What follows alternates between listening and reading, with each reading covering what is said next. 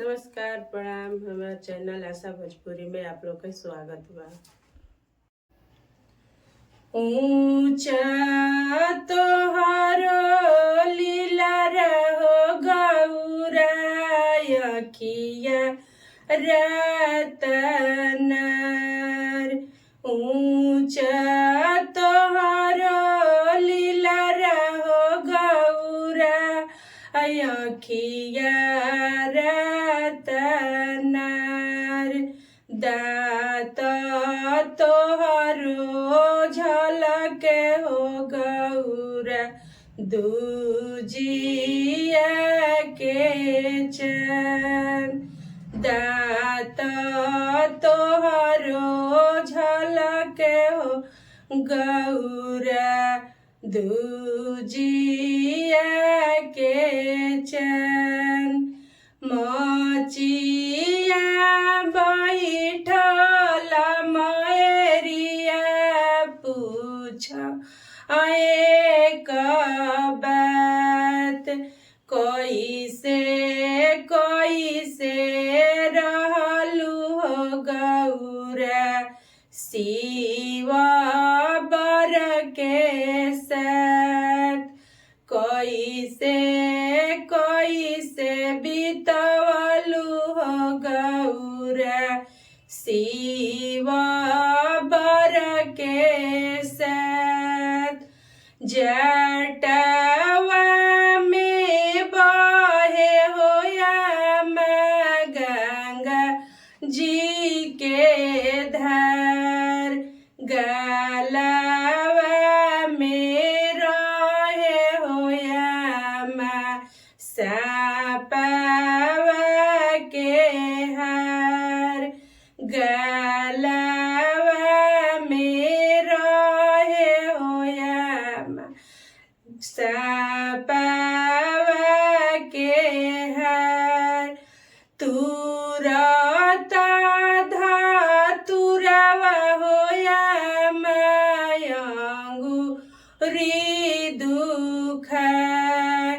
तुरता धातुरवा होया अंगुरी दुखा।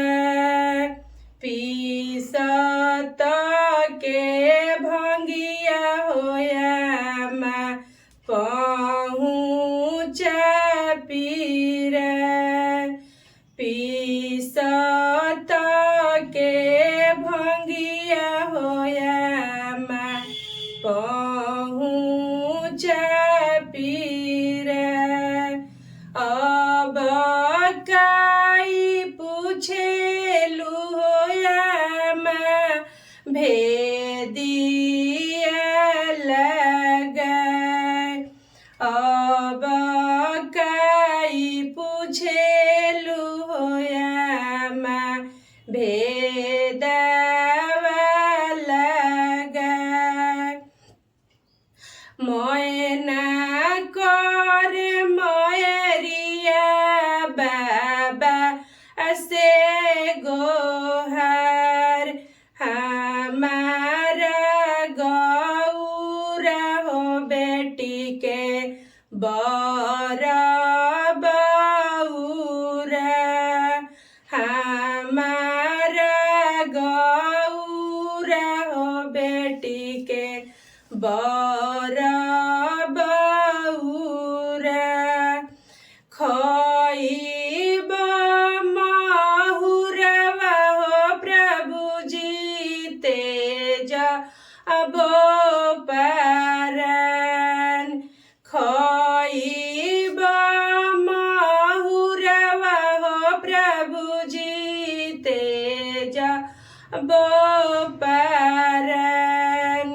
हमारा गौरा हो बेटी के बर बउरा।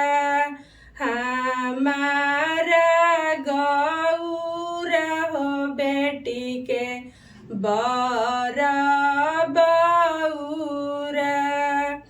ब्रह्मांड के मारी होया लिखे लाली